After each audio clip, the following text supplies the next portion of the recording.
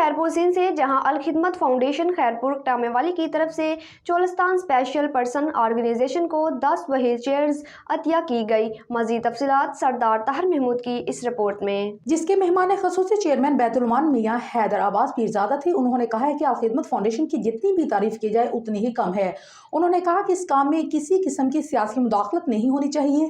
ہم نے بیت المال میں بلا تفریق لوگوں کی امداد میں اپنا کردار سر انجام دیا ہے۔ اس پر صدر ملک زبیر جوید اور جنرل سیکرٹری محمد مجاہد چولستان اسپیشل پرسن آرگنائزیشن کا کہنا تھا کہ ہم الخدمت فاؤنڈیشن خیرپور ٹامے والی کا خاص طور پر جناب صدر محمد اقبال الخدمت فاؤنڈیشن خیرپور ٹامے والی، خاص طور پر ہم سوشل ویلفیئر بیت المال بہاولپور جناب میاں حیدر عباس پیرزادہ صاحب کا تہہ دل سے شکریہ ادا کرتے ہیں، جنہوں نے Cholistan special person organization Khairpur Tamewali کو 10 وہیل چیئرز عطیہ دی۔